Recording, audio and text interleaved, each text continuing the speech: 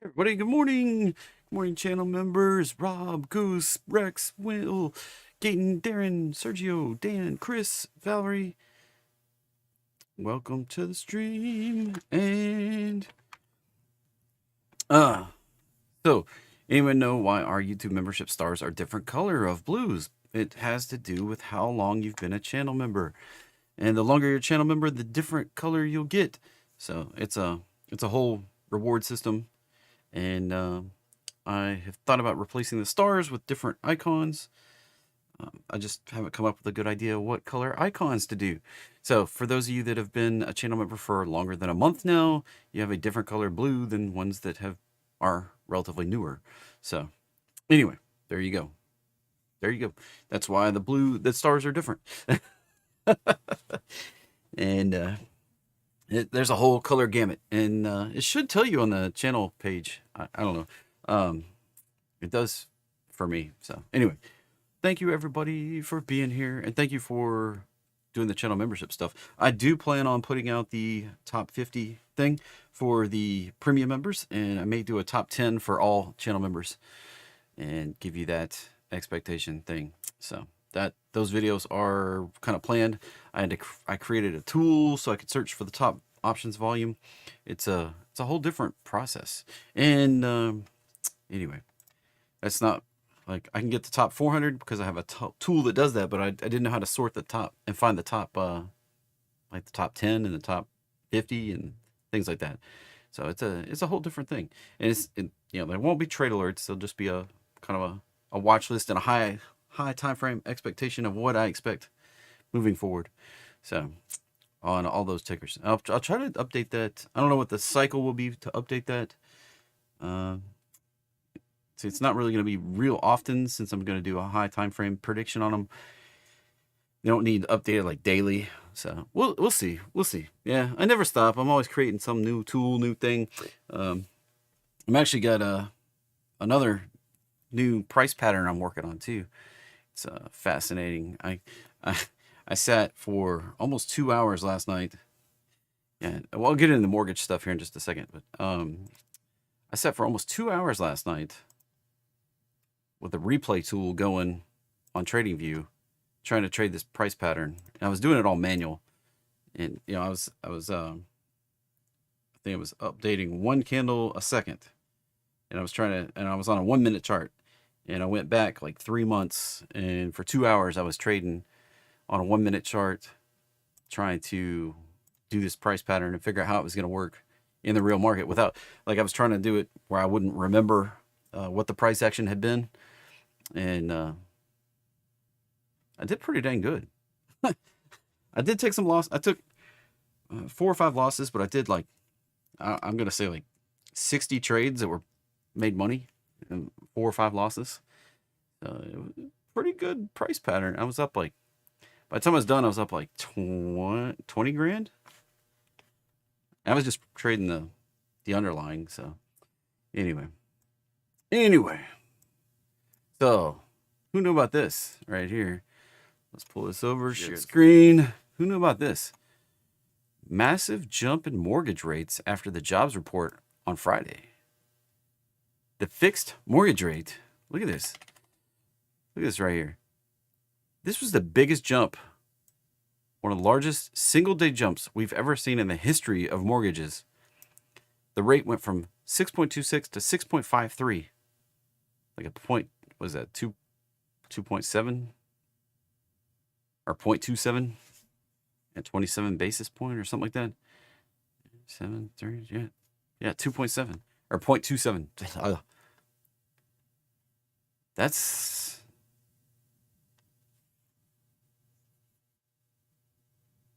Is that the sign of stability? I mean, a move of more than a quarter point in a single day is uncommon. Can happen due to the underlying structure of the mortgage and bond market. For those of you who like to nerd on the details, here you go. This is kind of like what happened. And I didn't hear any mainstream media talk about this. I found this like on page 5 of the news I usually follow. I think that was pretty important right there. People are expecting the mortgage rates to drop, right? I mean, Fed's cutting rates. Mortgage rates are dropping, right? right? Uh, that's the narrative, right? So this is pretty interesting if you ask me. That's some stability. That's hmm. And if we come into trading view, yeah, this of course I can't get the current, like this is a going to be a slow updating tool once a week, I think. Yeah, the average rate. So we were at 6.12 on the last print for that. And now we're talking about 6.53. Look at, I mean, this is going to go like straight up.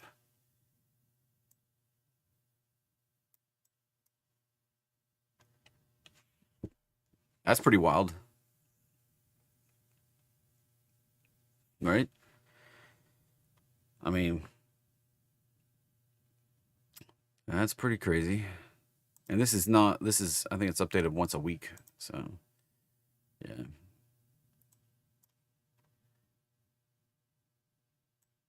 There's not really many straight up jumps in here.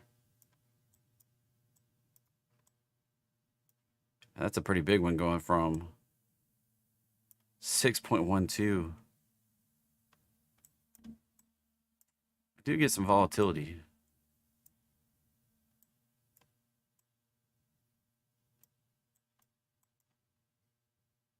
It seems like it's not going to be a huge jump, but I mean, that, what if we take this back to the top? Right? What happens then? What do you think this thing does? I mean, this thing's sitting at 3.7. We topped out back there when this rate was at 5. This thing's at 7.7. Obviously, this is not tied to the DGS2. Something to keep an eye on. Did we just bounce off the roadmap line on mortgage rates on the weekly chart? Is this about to do this? That was a 3-wave correction, right? I've been warning for a long time, like for those people that think they're going to be able to refi. I mean, look at that.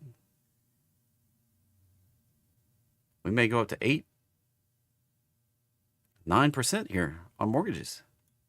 This is not something we're usually talking about, but that would be what I expect. Anything with prices does the same thing here. It's not necessarily greedy banks. Supply and demand. Risk. And let's be honest, if you see a higher risk coming down the pipe, I don't know. I have a different perspective on this because I dealt back when rewind.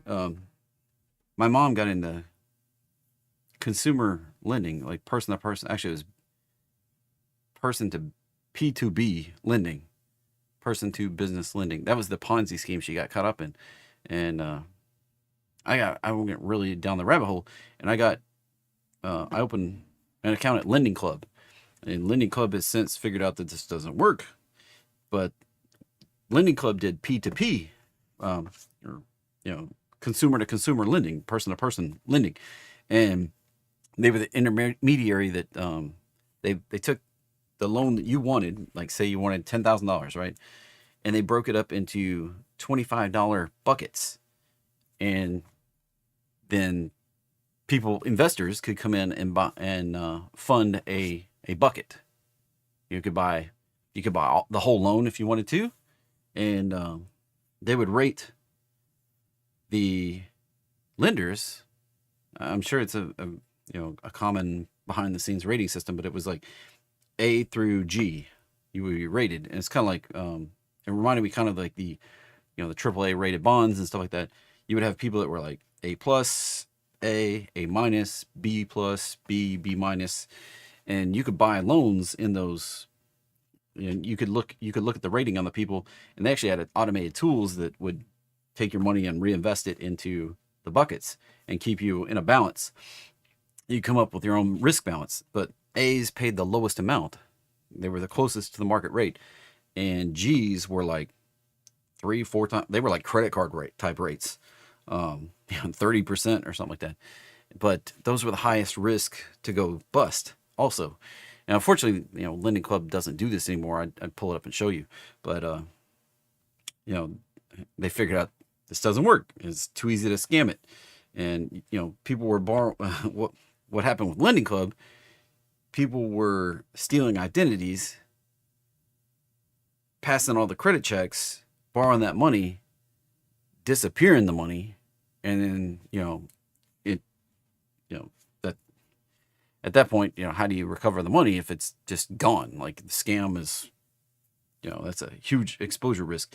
So, people were stealing identities, doing the identity theft, buying it on the black web, filling out the credit applications, getting the funding, getting the people like me to fund those loans, and then taking off the money. And basically, after I think I did Lending Club for 6 years, I'm still waiting on the last few loans to close out, actually.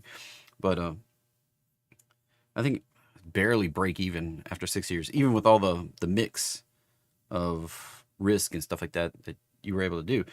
So, long story short, when the 30-year mortgage rate is going up, that's indicating there's more risk.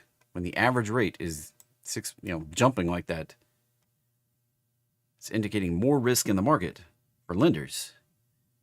Because you're good, maybe it doesn't really tell you, like, are the high end, the good borrowers not buying?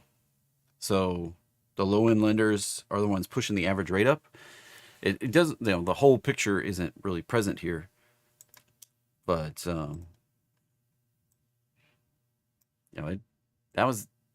we don't usually see a giant rate jump. Usually it's by 0.05% in a day would be a common.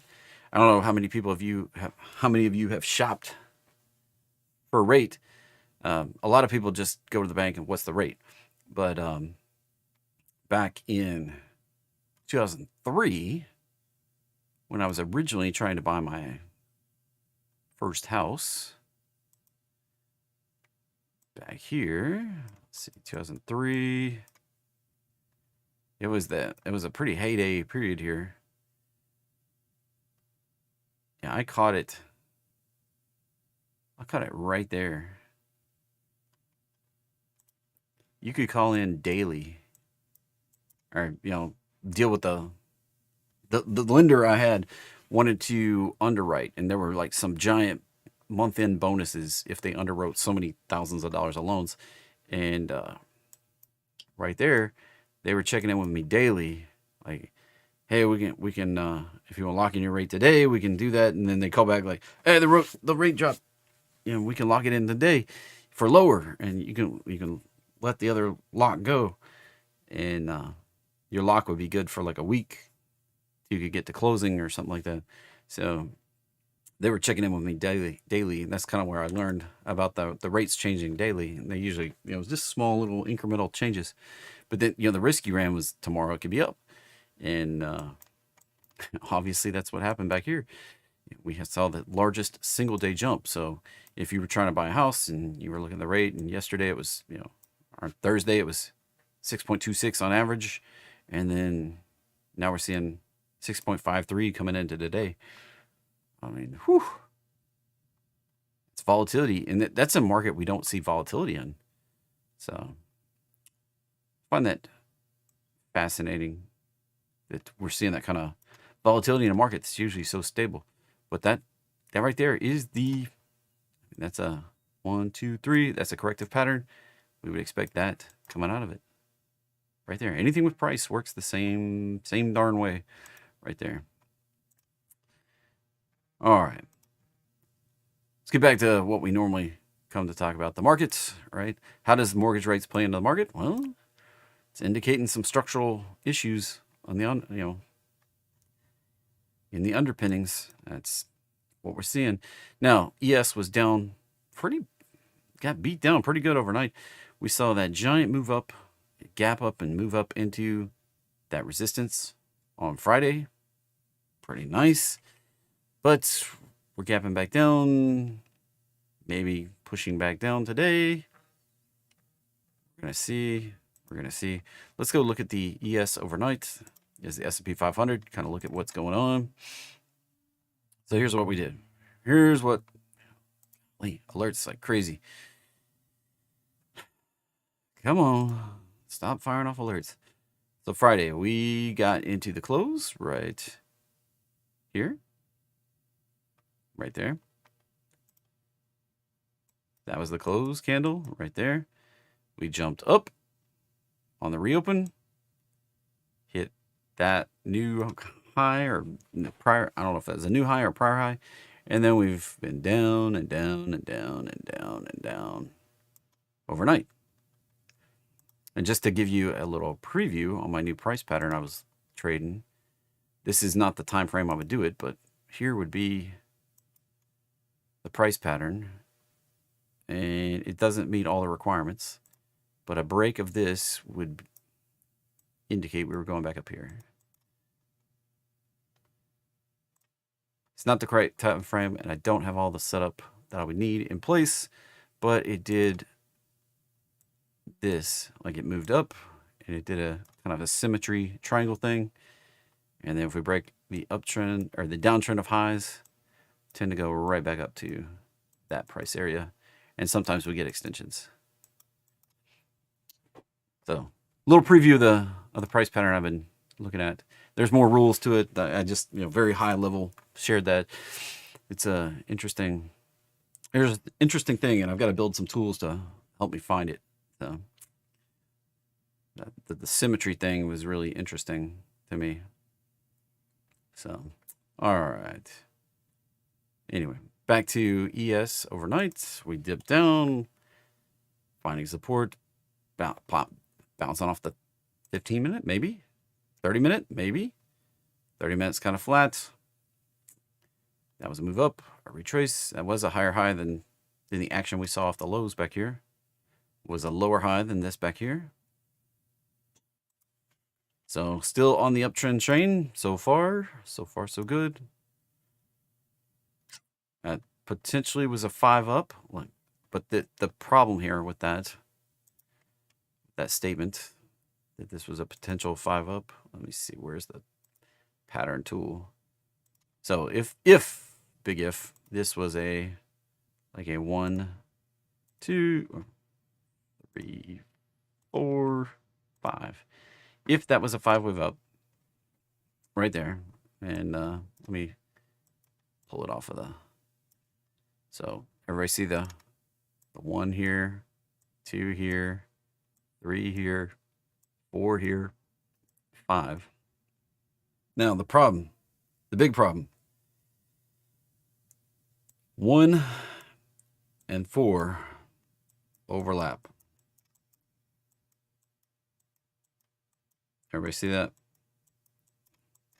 That's a big overlap. So the only, and somebody was asking me about a TLT chart. I was like, well, here's the problem.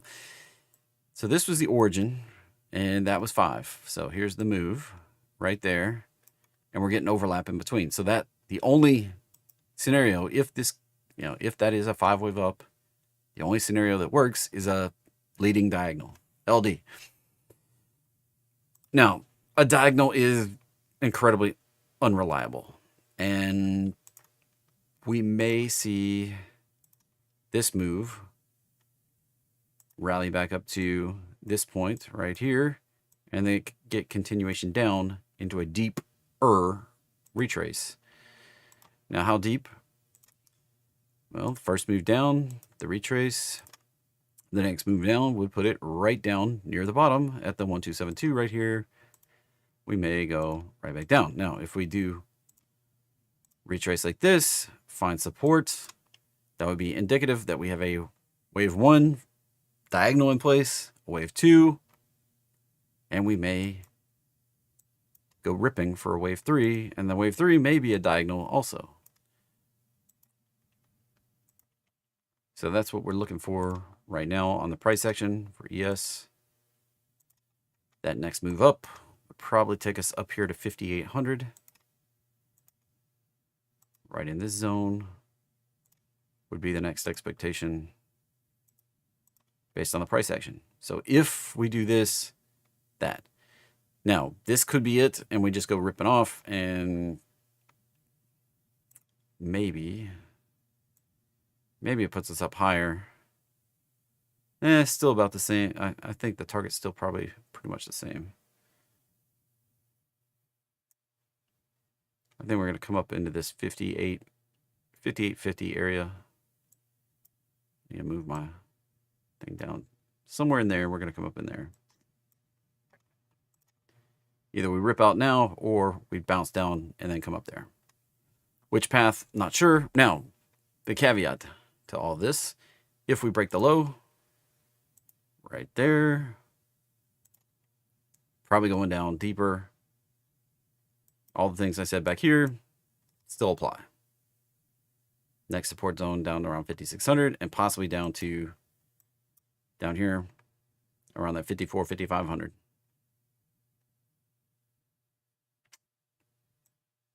All right, there's the S&P 500 futures for you.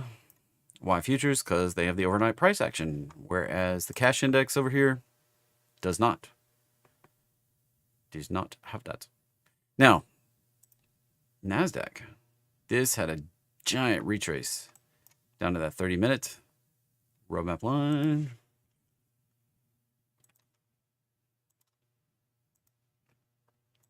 This one also has that very overlappy price action here. I would like to see it hold here and break out. We are still way under the target. That target's still way up here at 21.6, 21.4, 21.6 area. I want to see that, and that could happen fast, but we don't really have big events this week. I usually talk about the big events, and let's refresh the calendar. Here we are on the 7th. Nothing today. Tomorrow, nothing tomorrow. Wednesday, FOMC meeting minutes. That's what I had highlighted when I flipped over. Then Thursday. So we've got Wednesday, a volatile event at 2 p.m. Now, they're just going to clarify. It's not an FOMC meeting. It's just the minutes getting released from the last meeting. It's just where we gain some clarity on what they're thinking. Are they going to do another half-point cut? Maybe. That'll be the day after the election that meeting starts taking place. So we've got CPI here coming up Thursday in the pre-market, and then we have PPI coming up here on Friday in the pre-market. That's Consumer Price Index, inflation, and Producer Price Index, the precursor to inflation. Precursor. So that's kind of the week we've got economic news-wise. And I guess before I talk more trades, all trading involves a substantial risk of loss. Past performance not necessarily indicative of future results. This presentation intended to be informational, educational, fun, entertaining, not a recommendation to buying or selling any financial instruments. All right? It means no stocks, options, bonds, forex, futures, cryptos, treasuries. Don't long them, don't short them, don't trade them. If you desire personal financial advice, you need somebody to tell you what to do, you're going to have to hire and consult a financial advisor, which is not me. It's not what I profess to do on YouTube. Yeah. I do think it's funny. Like I read something over the weekend that was like, it was a healthy warning about how many scammers do the stuff I do. I try to provide, I try my darndest to try to provide good quality information that I actually trade myself. But this is an industry filled with scammers and crap people. So please be careful. Please make sure you trust me before you put any money in my boat. Several people that follow me make pretty darn good money. But not everybody. I know some people have trouble. And the cold hard truth of it, a lot of people are broken traders. Like we think we know better than everything. We just want to get rid of we're just going to take your high probability system and we're just going to cut out all the losers. But a lot of that cuts out the good winners. And, I see this over and over. So you got to be really careful. Use high probability stuff. And, I read another article. It was like picking apart, saying that a high win rate was a complete sham. I don't really believe that at all. My high probability patterns with high win rates tend to be pretty actionable, especially the bonus trades that I show off on here. Now, that doesn't mean everything that my tools find is high probability and the best of the best. And I'm trying to implement some systems, some AI stuff that's going to filter those out. But I'm not there yet. So it's all a work in progress. Now this right here, Russell, you know, we've already gone through NASDAQ and the S&P and how they look potentially bullish. This, unfortunately, is starting to look potentially bearish here. And this right here, 1, 2, 3, 4. Now, if this reverses, we could go out to the target. But if it continues down, maybe it fills out the head and shoulders, but maybe it breaks down and starts the bigger correction. This is one I'm definitely keeping an eye on. This is not nearly as bullish as the S&P and the NASDAQ. This is a much lower high at this point. We could see a higher local high than we've had since we made the bottom back in here in 2003, last year on the banking freak out. We've made these lows. We made a low in here in 22, low here in 22, low here in 23. So far, we could make a higher high than that low we saw down here in 23. But it doesn't look set to make an all-time high, which still leaves this in a potential crash scenario. So we may see this pop up, hit that 2368 area. I wouldn't bet against Russell right now. I wouldn't be shorting the crap out of Russell yet. Now there's some tickers you can use. SRTY is an ultra short.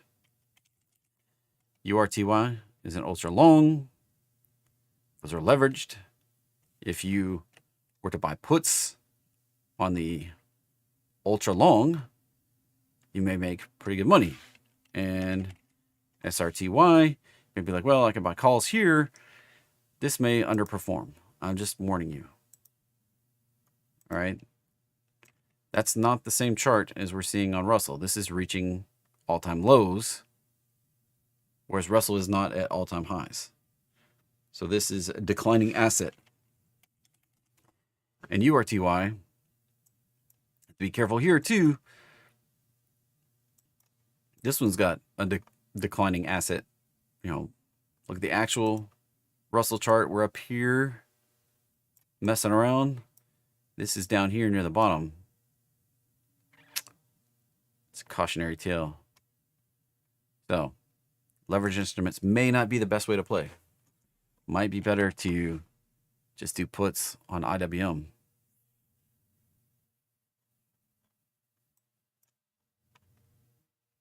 All right. But we're not there yet. Not there yet.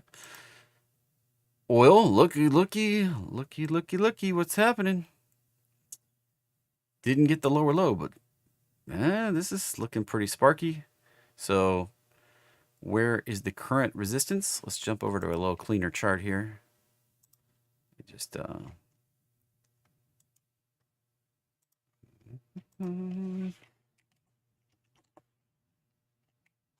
clean this chart up.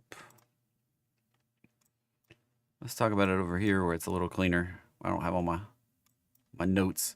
So what we've done, the simplest thing we've done so far, 1, 2, 3, resistance is probably right here. So what I expect, coming days, probably see this rally up, maybe back test that roadmap line. And this could happen really fast. And then when that holds, and we have the first move up, we have that retrace here, and then we'll get the fifth move up. Now the fifth move from that point, maybe I should have drawn this in lines that'll stay. So we're expecting this to come up here, hit, come down here, hold. That's well above. Don't get the overlap. So at this point, what would I expect? It would be an extension out to That right there. Possibly higher, but that would be the next level up on oil right there. And then we may get deeper retrace from this point here to this point here, and we may see it retrace right like this back into that 50 to 618 zone right there vicinity. It could be could stop right at the vicinity of the roadmap line. Of course, it could dip. What could happen is we could dip down a little dip deeper off the roadmap line. Right in this vicinity is usually where we see this one come down, and then that sets up a much larger potential upside.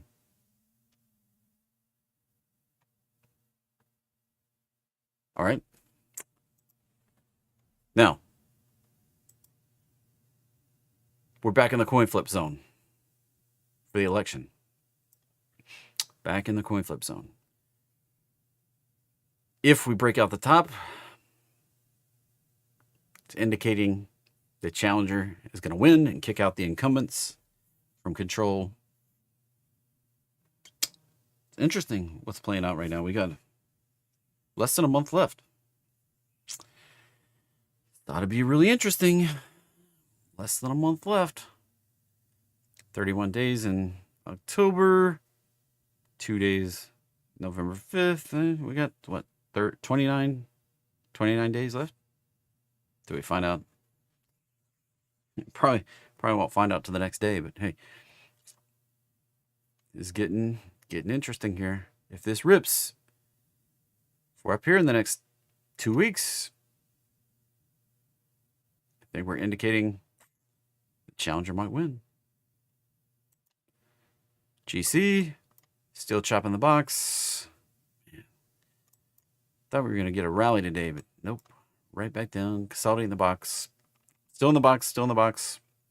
If we can break out higher, good. If we don't, still in the box.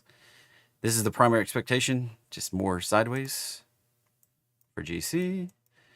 Break down below the lows, probably come back down to this box. If we break out, target's just right up there. 2716, 2740, or 2720, right there. Alrighty, XOM. Why did I set an alert on XOM?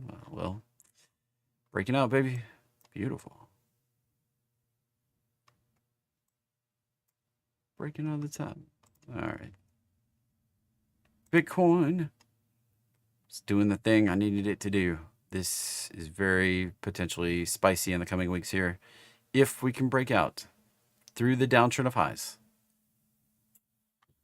This is looking pretty good. This may be the breakout we need. This is right in the right time frame. We're right in the right time frame for it. If we can get the actual breakout, things can get really spicy.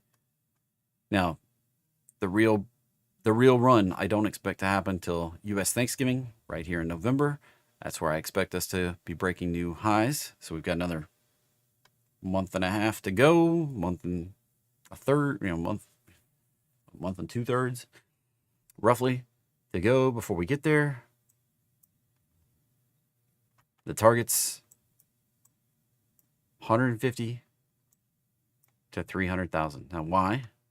Because that's 10 to 20 times this low. This low right here was roughly 15.7. So 157,000 is really my first target. Right in here.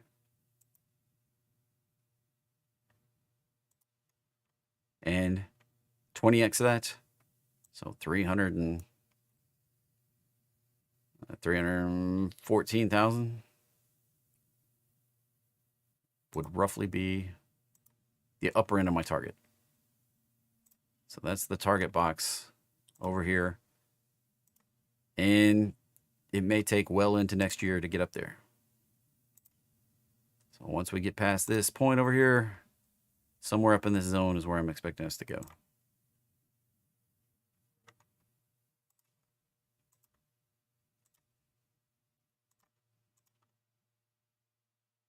Just based on the prior price action. I'm hopeful, but I'm trying to keep my expectations in check. When you look at the total, it's not the most bullish chart. That's all of crypto.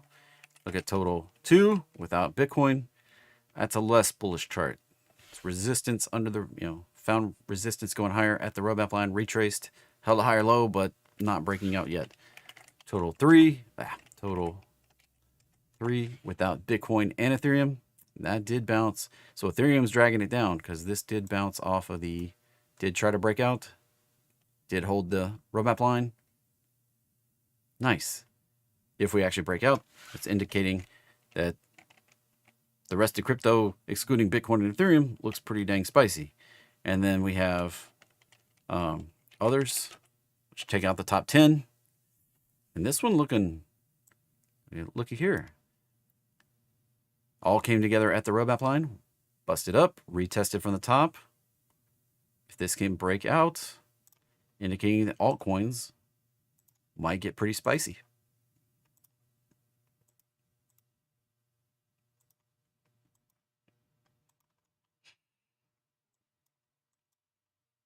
Might see money flowing into altcoins.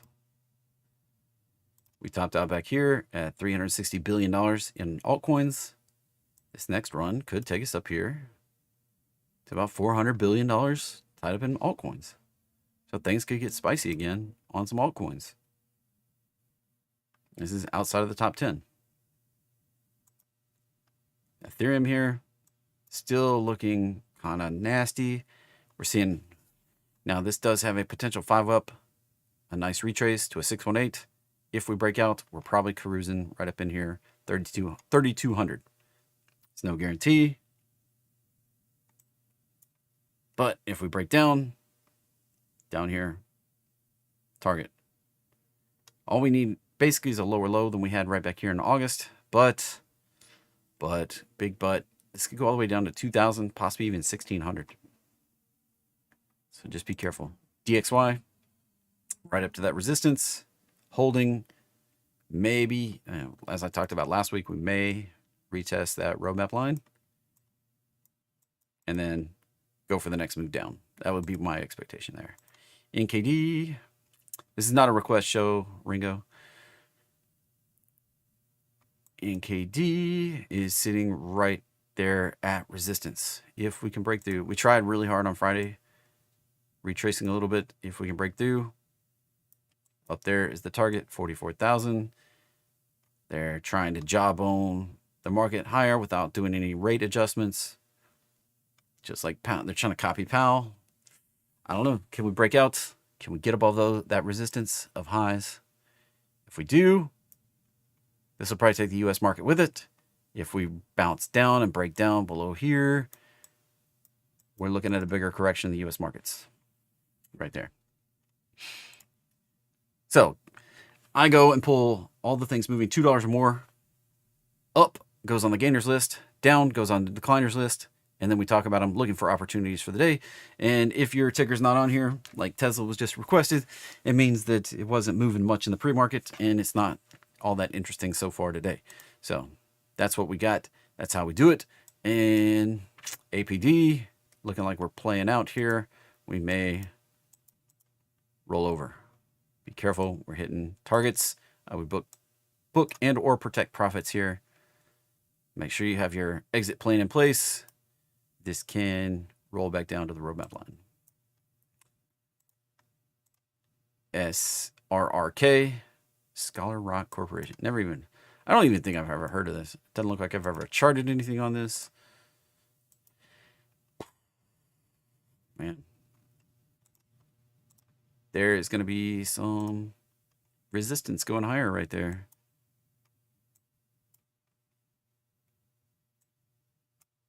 Right into the bottom of it. It may be a struggle to get up the top, and I would expect a steep retrace off of that. There's going to be people that are ready to sell that have been holding since here and holding since here. Those are going to be points of resistance going higher. If we rally up into them, we may get a reaction. Sellers coming in. Right there. Now you may be like, well, JT, aren't you bearish on this? Well, this could this down here could have been the low. So IPO, we did correction-y stuff. We got a little hyped up, did a bubble pattern, but made a lower low. And this could have reset everything right there, that low. And this has been working through it. Little pop, little drop, another pop, maybe. Maybe. We'll see what happens. We are at resistance points, though. This move, that move. And we're definitely into resistance. So I would not necessarily expect a breakout above this unless things just get really spicy. If they do, it's a different story. But I think we'll pop up in here. We'll get a retrace and then set up the next move. With the retrace in place, or at least a rough guess of where the retrace would be, I can project new targets, but I don't have that today. So be careful on that one. Napa. Holy moly. Popping up here, but what the heck? That's almost dumpster fire territory. And then popping up to 10. Low price stuff. Caution. That can go right back down. I would be careful on that one. Definitely careful. Generac, it's a play on hurricanes. We may have back-to-back hurricanes. You'll see this. Yeah, the news is all over the one this week, potentially making landfall in Florida midweek. I mean, that's the projection right now, Wednesday. But there might be another one next Thursday on the, whatever we call it, the models, the GFS models are showing that there may be a second one right behind it late next week. That'd be a wicked ride, right? So this popping up, target right up here, 175. That'd be the expectation, possibly up to 179, possibly up to 191. Now this will highly likely pull back when the hurricane hits. Wednesday, highly likely. So Tuesday, tomorrow, potential to buy puts and cash out. That's just the way these things work. Like Home Depot, Lowe's, Generac, they usually, the day the hurricane hits, we get a knee-jerk reaction pullback. So it's usually a hype into the hurricane and a pullback after. Now, I'm not saying that puts are a great idea. I'm just saying if that's your kind of thing, the play would really be a pullback after the hurricane. VSTO.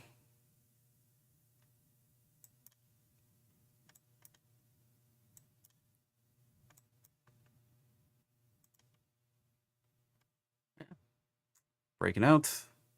Beautiful. If we get the daily close up in here, that's the target right there, 56.94. The yen, that thing's ripping. There's the resistance right up here we talked about. Oh, delete. That resistance right up here that we talked about last week, still right up there. We may see this keep climbing.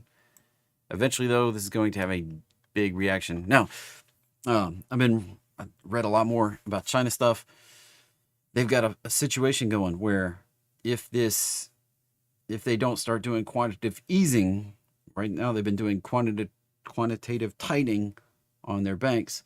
And if they don't start doing easing, then the money's going to flow into the worst parts of their economy that they've been doing for their stimulus and likely lead to possibly a depression for China.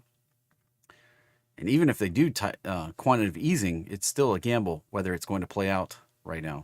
So this rally right here may have a limited life to it. Definitely be careful. I wouldn't bet against it right now while the stimulus is still going. It's going to take a few months for that 5 trillion yuan to flow into the economy. But the legs on it may not be as long as everybody's thinking. NXPI, that's resistance, still hanging out down here. Was on the poppers list, now it's kind of on the flat list. And it's still bearish bias right now. Looking at the last move here, we potentially have the ability to go down here based on the price action right now. bounce off the roadmap line. Right there would be the extension price. Do have resistance up here on the gap down. Not showing positive signs yet. Got to get above the roadmap line. And there you go. BHVN, potentially a trade here. Looking for 66.91. CNXT, it's another China ETF. Ripping, we're at, this one's crazy. We're right at that line right there. We break on through, we may go test the prior highs up here. There's the opportunity if you're a gambler. This is looking like you can play out any day now and get a deep retrace. You know, what goes straight up usually comes right back down. So this is going straight up. We usually come back down in a deep way. Just warning. I think you're late to it. Don't get FOMO. Don't have that fear of missing out. MSTR. Go, baby, go. Target's right up here. 213, 220. I'll probably cash out. Holding 10 shares. I had 1 share before the split. Now I got 10 shares. Looking for that to hit the targets. And maybe it's, I mean, maybe you want to hold on to it for the big run in Bitcoin, but I may be out. I don't know. I'll have to think about it. ASHS. Wow. Another China small cap. And that's getting near the top. So watch out. Does it go for a new high? I don't know. That's absolutely crazy right there. Ba-ba, ba-ba, ba-ba, ba-ba. I've got the target up here. If we can break these prior highs here, target's on up here on Baba. 160, 170, 180. Thank you, Cliff, for becoming a new supporter. I do appreciate it. Baidu. Right into this resistance. I had a trade on this for a while. I finally bailed on the longs, held the puts into profit or break even, and bailed on it all. And I'm not convinced we're going up until we start breaking through some of my resistance levels here. I did have a 180 target on this. I've had it for a couple, gosh, what, 2 years almost. Still the target, but it's gonna have to do some stuff to convince me. Twilio, look at that baby run. Beautiful pop. Nice. We were in a watermelon seed squeeze. We popped up here, hit the resistance level, and retraced back down.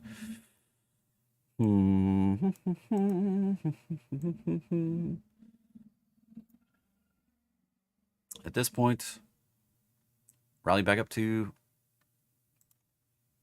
that right there. Then what happens? I don't know. It's not a clean high probability pattern right there. That's a bunch of chop, bunch of overlapping chop.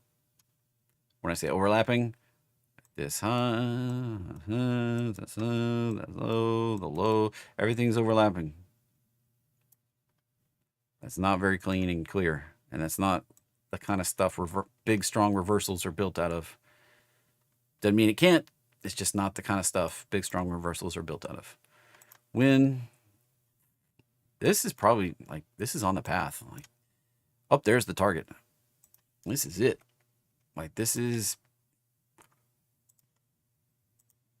one of my favorite patterns. Like, we break out above that level right there at 110, probably on the path to 150, if not higher, 180 right there. That was a measured bounce. That move up, that retrace. I've been talking about it since we bounced. Break on through. That's the confirmation. Have another level right there.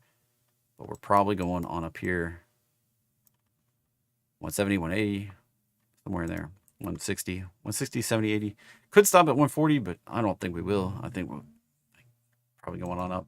FUTU, look at that craziness. If we get above that 618, setting the odds, we could go on up to 225. And be careful. You see the bubble pattern over here. Went up, consolidated, and right back down. We do that again. Up, make some sort of high up in here. Come back, consolidate, come right back down once again. If you've never seen the bubble pattern, it's right there. Plays out all the time, all different instruments. Right there, consolidation, and we break down. So if you're new here, be careful of this pattern. This is a dangerous pattern. And you see people talking about, funny enough, my copywriter's mother-in-law's friend at work was wanting to pass the information along to buy NVIDIA over the weekend. I was getting that message. Got to tell everybody I know to buy in.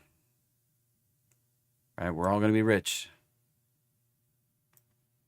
So, NVIDIA maybe still got a little bit left in it, but it may be over here in the complacency where we need to cool off before we drop back. So be careful. Are we in that consolidation? We already hit the high. Right? Are we doing that consolidation?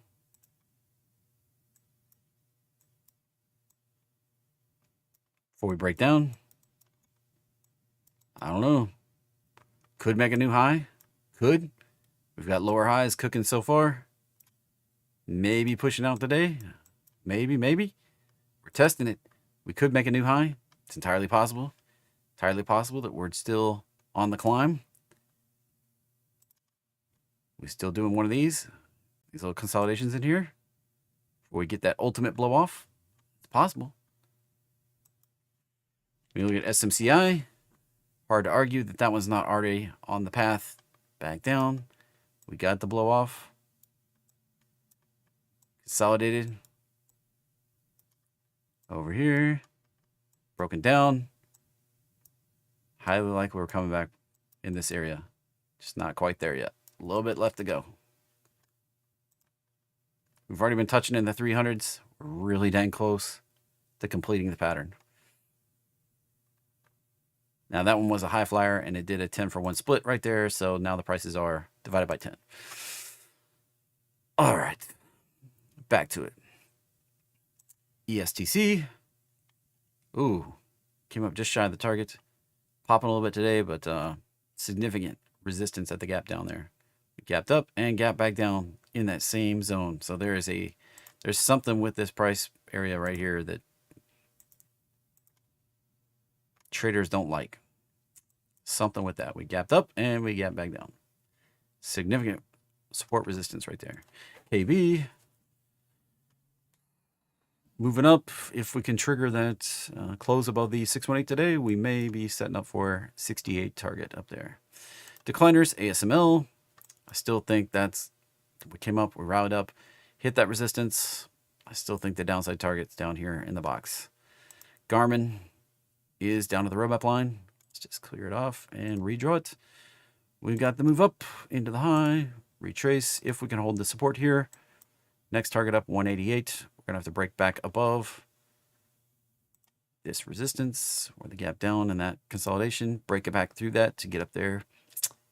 That's what I see as the potential. So back up to that area, get through, and then we can rally up to the target. FNGU holding the resistance so far.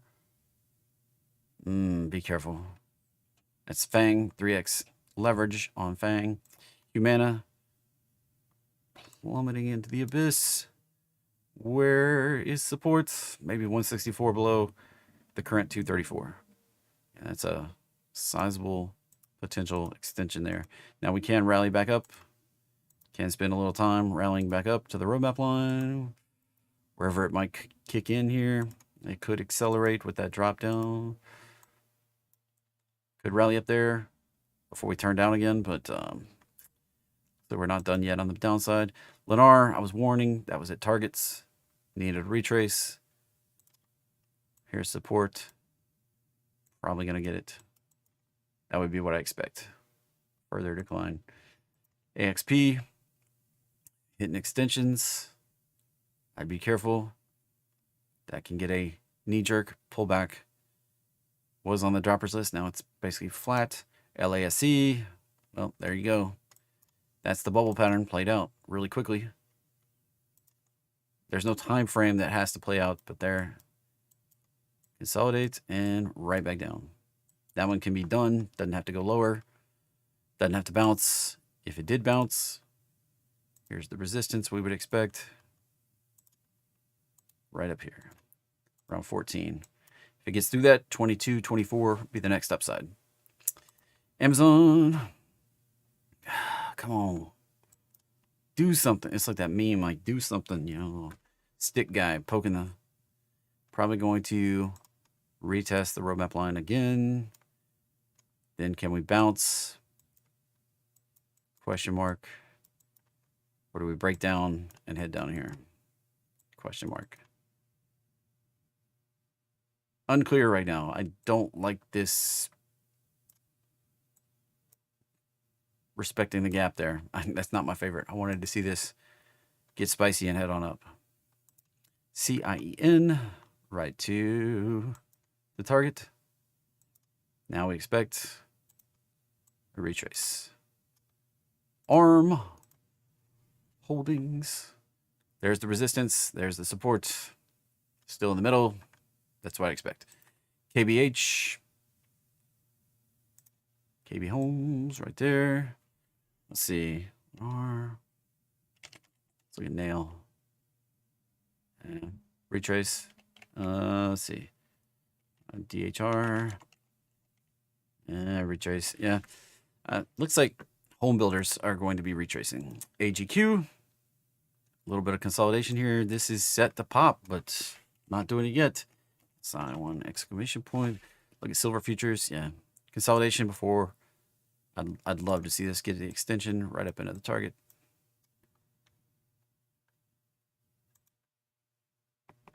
Right there.